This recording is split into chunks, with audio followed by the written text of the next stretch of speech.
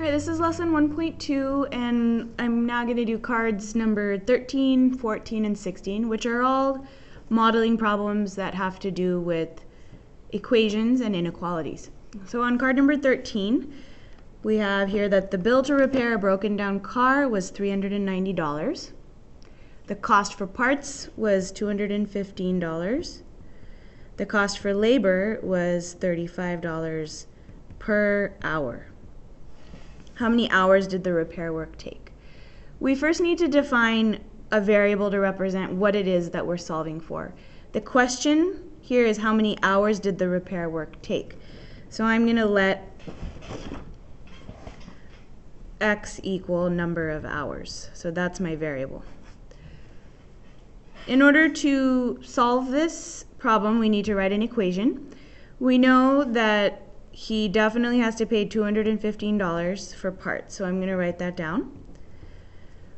We also know that labor costs $35 for every hour. So depending on how many hours it took, he would pay 35 times X number of hours, in addition to the $215 for the parts. We also know that the total bill was $390, so we do know that this amount of money was equal to $390. We can now easily solve for the number of hours by solving this equation. So if I isolate x, 390 minus 215 is 175, and we get a nice whole number here of 5 hours if we divide both sides by 35. All right, in card number 14,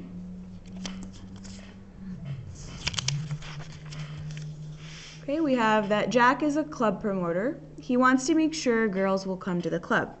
So he charges boys $5 to get in, but the girls only have to pay $3.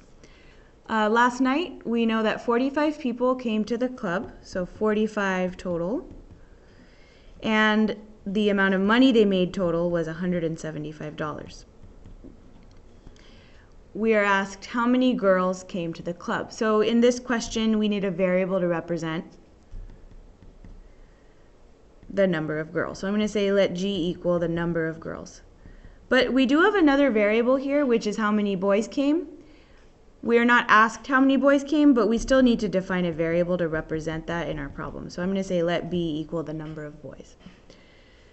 We need to find two equations to represent this situation. Because we have two variables, it's not going to be enough to just write one equation.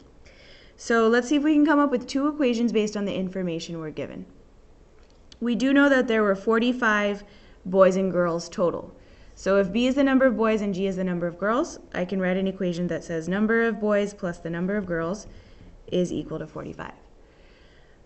We need more information to be able to figure out how many boys and how many girls. Well, we do have more information, which is that they made a total of $175, and we know that boys paid $5 each, so $5 times the number of boys.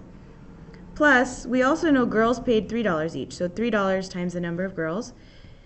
They made $175 off of the boys and the girls. So we now have a system of equations. So let's look at this system of equations, and we need to do a little refresher on how do you solve a system of equations. Okay, what's nice here is that the variables are lined up, but in order to solve this, we need to eliminate one of the variables. You can choose to eliminate the B or the G. It's up to you. So here, let's go ahead and just try to eliminate the G. If you'd like to eliminate the B, that's fine. So I'm going to try to eliminate G. That means I would need this to turn into a negative 3G to cancel out with this. So I'm going to multiply this by negative 3 and rewrite both equations. So I have negative 3B minus 3G. Okay, that'll be negative 135. And the second equation is left unchanged. Okay, now I can add these two equations together and cancel out the G. 2B equals 40, so the number of boys is 20.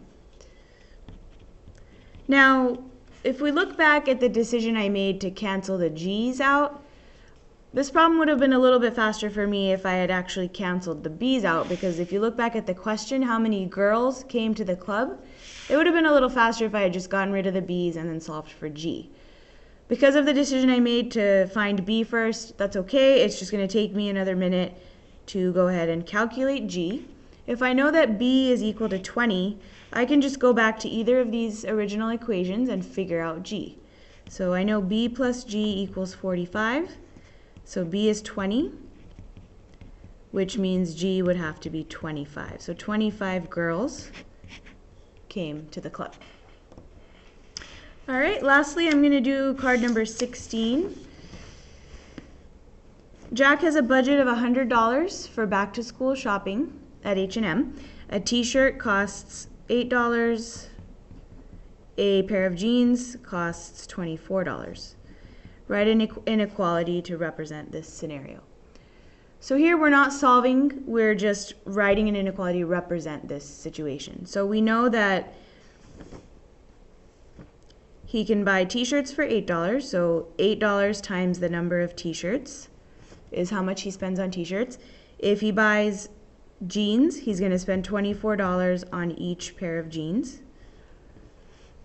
And his budget is $100, so that means he can either spend $100 or he can spend less than $100. So instead of saying equals $100, we can say he could spend $100 or less than that, so less than or equal to.